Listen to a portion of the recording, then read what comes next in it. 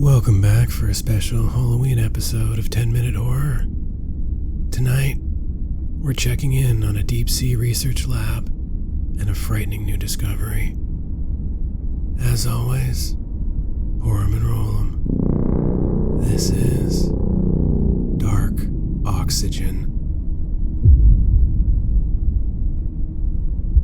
Last year, I received a call from a former colleague. I was told my expertise was needed for something new. Something was discovered deep in the Clarion-Clipperton Zone, way out in the Pacific Ocean. I'm a marine biochemist by trade. Spent my whole career studying life in places it shouldn't exist. Deep sea vents, anaerobic bacteria, that kind of thing. So I wasn't surprised at the call. But I was surprised what I was told over the phone. They'd found oxygen where there shouldn't be any, at the bottom of the ocean. But it wasn't just oxygen. They were calling it dark oxygen. The helicopter ride out was long. Hours of staring at nothing but endless ocean. I kept thinking about what they'd said on the phone. Oxygen beyond the abyssal zone was impossible. There's no light, no photosynthesis, no way for oxygen to be generated naturally down there. But they had data. Oxygen spikes where there should have been none. I was excited. This was the kind of discovery that could change everything. We reached the vessel and found a full Navy convoy surrounding it. I was brought to the bottom loading dock, where our transport down to the ocean bed waited. The Deepwalker 9, a high-tech submersible, waited to take us down to the station on the ocean floor. As soon as we descended, the light from the surface faded fast, leaving us in the kind of darkness that feels like it's swallowing you whole. I once heard that darkness itself doesn't in fact exist. Darkness is simply the absence of light. See, we can study light. We can use Newton's prism to spread white light across an infinite spectrum of colors and explore the different wavelengths of each. But you can't do that with darkness. How do you tell how dark a certain space is? You measure how much light is presented. I thought of that as the darkness took over. The deeper we went, the heavier the silence grew, broken only by the occasional creak of the sub adjusting to the pressure. The creaking of the sub reminded me of a story I'd read of survivor accounts from the Titanic. People who were there when it went down and had somehow survived. One of them talked about how, after the Titanic had fully dipped below the surface, they could still hear her as she sank. They heard metal grinding against metal and the hull ripping open. It sounded like a wild animal being torn apart as it sank to the bottom of the ocean. I tried to distract myself, mentally going back over the call that summoned me and what was said, and then, through the inky blackness, I saw it. The research station. It looked like something out of a sci-fi movie. This sprawling facility glowing faintly in the depths. Cylindrical pods connected by long, transparent tunnels, robotic arms hovering over the seabed, tending to the mining equipment. It felt alien, out of place, like it didn't belong there. None of us did. Dr. Layla Patel, the lead scientist, met me at the dock. She looked tense, like she hadn't slept in days. She led me through the corridors, past labs and tiny portholes that looked out over the barren sea floor. "We've been monitoring the oxygen levels," she said, her voice clipped. "It's the nodules. Polymetallic nodules. I'd heard of them. These strange metal-rich rocks scattered across the seafloor. They'd been mining them for a while, trying to extract cobalt and nickel. But this was different." Patel showed me a screen displaying the data. Oxygen spikes, huge ones, and not just any oxygen. Electrolysis. Somehow, the nodules were generating electrical charges strong enough to split water molecules into oxygen and hydrogen. But that shouldn't have been enough to create the kind of readings they were seeing. I remember staring at the screen, a cold knot forming in my gut. "There's no life down here that could cause this," I said. "No bacteria, no plants, nothing." Patel nodded. "That's the problem," she said. "We don't know what's causing it." She led me deeper into the facility, into a sealed lab. That's when I saw the tanks. Big, murky things filled with black water. Patel pointed to them, explaining that they'd been able to trap samples of the dark oxygen from the nodules. But she didn't seem excited. She seemed scared. "We found something else," she said, leading me to a small chamber. Inside, there was a tank, and in that tank, floating in the dark oxygen, was a fish. A dead fish. At least, it should have been dead. I stared at it. It wasn't decomposing. In fact, it almost looked like it was healing, slowly. The implications of what I was seeing hit me hard. That was just the beginning. I set up my equipment in the lab, next to the other researchers. Dr. Patel wanted me to start with simple oxygenation tests, basic gas analysis to figure out how the dark oxygen was interacting with the surrounding water. It was supposed to be routine, but nothing about this stuff was routine. Dark oxygen didn't behave like normal oxygen.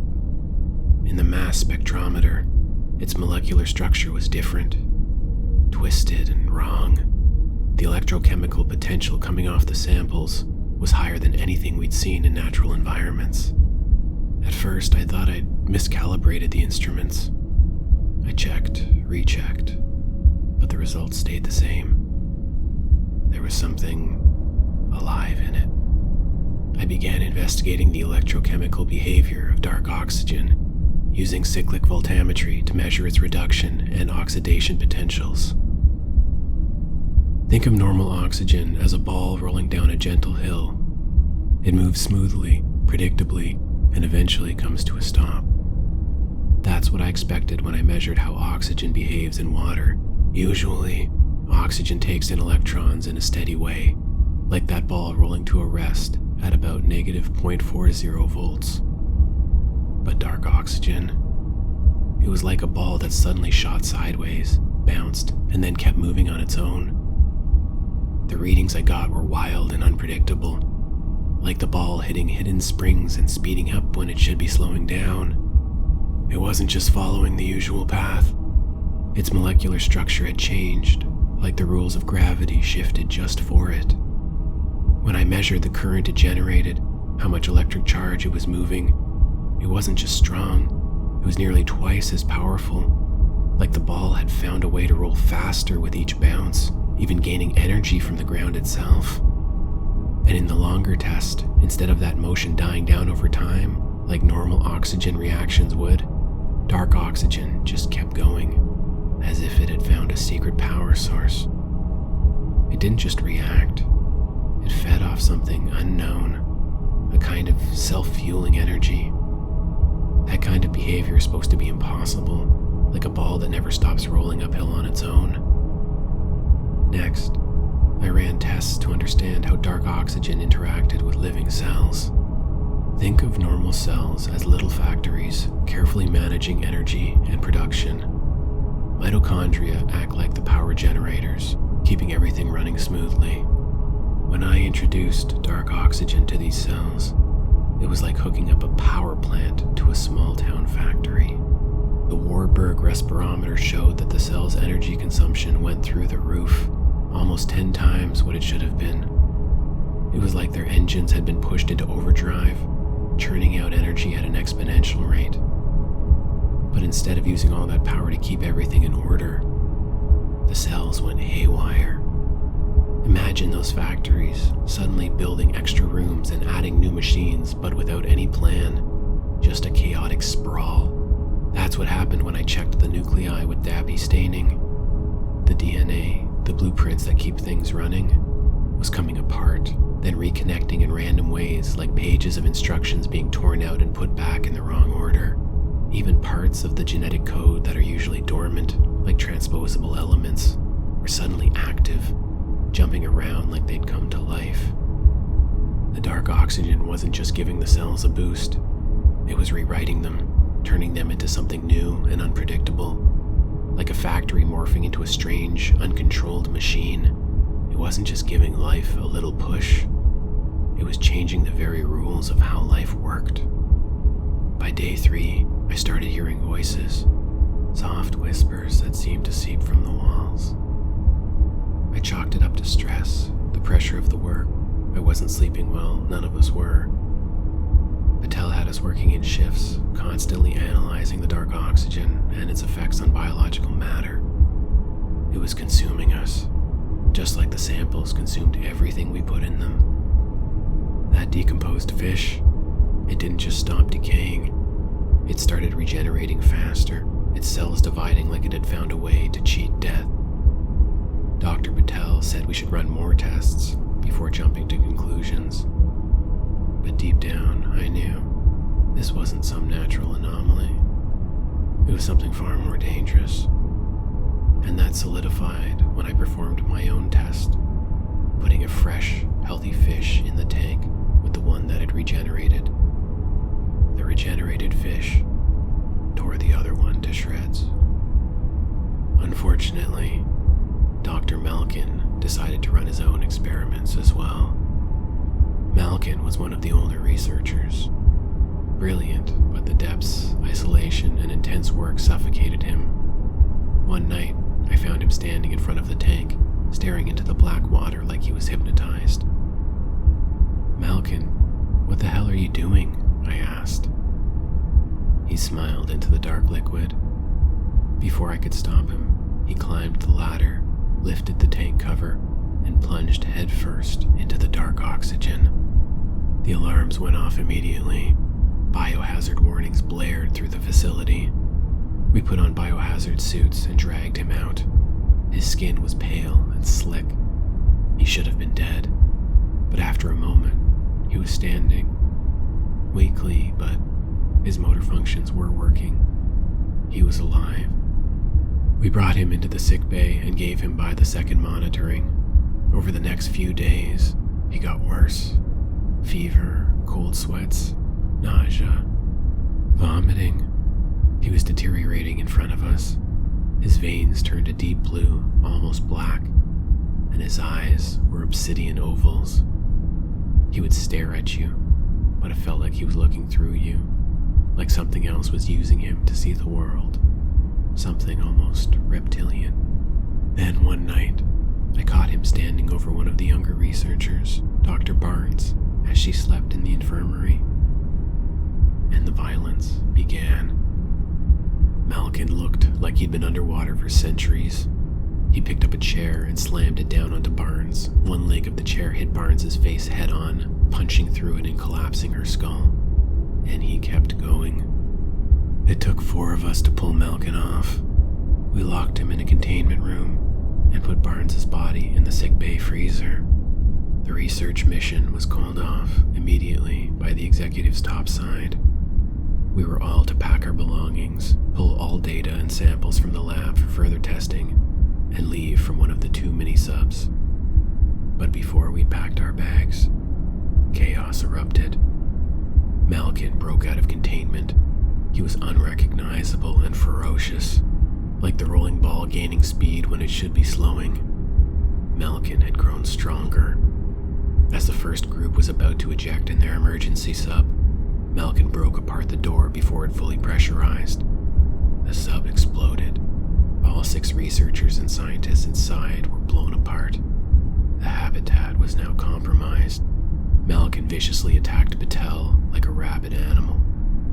I ran through the tight corridors of the facility with another researcher, Waylon. But ahead of us, a silhouette was standing in the sick bay.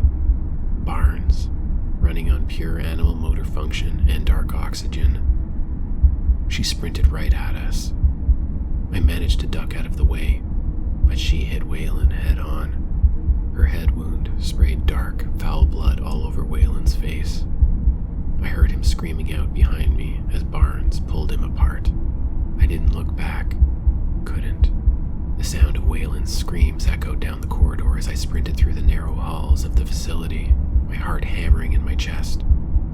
I heard the sickening crunch of bones snapping behind me, the tearing of flesh, the animalistic screeches as Barnes tore into him. I turned a sharp corner, the cold, sterile lights above flickering as if the facility itself was decaying under the weight of what was happening. Ahead, the faint glow of the next section was my only focus. And then, I ran straight into Meadows. She staggered out from a darkened alcove, her skin mottled with the same dark veins as the others. Her eyes were wide and lifeless, reflecting nothing. She lunged at me with a guttural snarl, her hands clawing at my throat. I barely had time to react, slamming my elbow into her ribs, but it was like hitting a wall. She didn't feel pain, and she didn't slow down. Desperate, I grabbed the first thing I could find, a heavy glass beaker, and smashed it over her head. Glass shards flew, but it did nothing. She swung back at me, her nails raking across my arm, drawing blood. I stumbled, but my hand found something more solid this time, a metal scalpel tray. Without thinking, I drove the tray's edge into her forehead. She went down hard, twitching on the ground as dark oxygen pumped through her wounds. I didn't have time to catch my breath. Behind me, the echo of footsteps, heavy, relentless, filled the corridor. Waylon, or what was left of him, was coming. And Barnes, and behind them, the unmistakable, labored breathing of Malkin. They were coming for me. I bolted, my feet barely touching the ground as I pushed through the facility, trying to remember the layout. I needed to get to the other side, the final emergency sub. The walls felt like they were closing in, the narrow corridors turning into a maze designed to trap me with them. Growls and roars echoed, getting closer. Their hands pounded against the walls like they could already taste my blood. Finally, I saw it. The hatch to the emergency sub. I jumped into the sub, turning and slamming the door shut, pulling it tight, the metal ceiling with a heavy clunk just as Barnes and the others reached the porthole. They slammed against the door, banging and howling like wild animals. Their eyes were wide, bloodshot, their skin slick with dark oxygen-infused sweat. Malkin pressed his face to the glass, his gaze locked onto mine. A grotesque grin spread across it as he clawed at the glass. With trembling hands, I fired up the subsystems. I could hear the grinding of the docking clamps releasing, felt the sub lurch free. But even as I pulled away and started the ascent, it wasn't over. The hatch at the facility opened. I saw them, Malkin, Waylon, Barnes, and the others, all of them, swimming after me. The facility caved in on itself, sending sediment everywhere. Visibility went to 0. I just kept pointing the sub upwards. Then I heard it. Scratching, banging against the sub's exterior shell. It sounded like it was all of them, trying to break in. I heard them clanging at the door, trying to open it. The sub shook. One of the propellers was torn off. The sub began to spin upwards. I knew if the second propeller was taken, we'd all sink back down. Malkin's face pressed into the front viewing porthole. His skin had flaked away. He stared at me through the glass, trying to eat through it. I watched his teeth grind and break back into his gums. The banging started to slow down. The others started to lose their grip as the pressure decreased, their bodies unable to withstand the force. But Malkin, he held on. His eyes stayed locked on mine, unblinking, unrelenting. The higher I went, the more his body contorted under the pressure. And then, at a certain depth, I saw it. The invisible collapse. Malkin's body exploded, blood and bones scattering into the abyss as the pressure pulled him apart. I kept climbing, the sub spiraling upwards. The weight of the ocean lessened, but something else pressed down on me. My arm. It had been itching since Meadows scratched me, but now it burned, the veins near the wound darkening, spreading. I glanced down and saw the familiar web of black crawling just beneath my skin. The dark oxygen had found a way in. Panic gripped me. I reached for the radio, fumbling with the controls.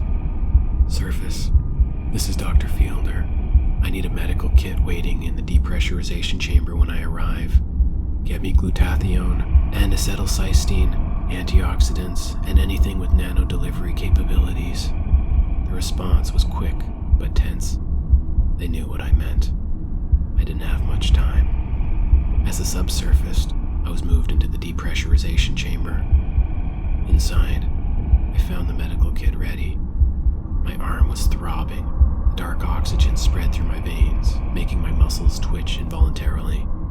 I had sketched out the theory before, but I never expected to need it like this. The dark oxygen was using my mitochondria to fuel its takeover. I needed to block that process. Glutathione and N-acetylcysteine were my best bets. They could neutralize the rogue electrons that the dark oxygen used to power its reanimation effects. I had to create a nanoparticle delivery system to ensure the compounds would reach the infected cells before the dark oxygen overtook me completely. My body convulsed as I worked. The infection tightened its grip. I could feel my control slipping, the hunger starting to gnaw at my thoughts. Every second was critical. I programmed the nanoparticles to target the mitochondria directly, shutting down the energy production the dark oxygen was hijacking. The machine beeped. It was ready. I grabbed the syringe, filled it with the synthesized antidote, and without hesitation, jabbed it into my arm. Pain shot through me. I gritted my teeth and waited. For a moment, I thought it was too late. My vision blurred, the room spinning as the dark oxygen raged in my bloodstream. Then, slowly, the burning subsided. The dark veins receded over the course of the next few hours, and my muscles unclenched. The antidote worked. I was still alive, and still myself. For now.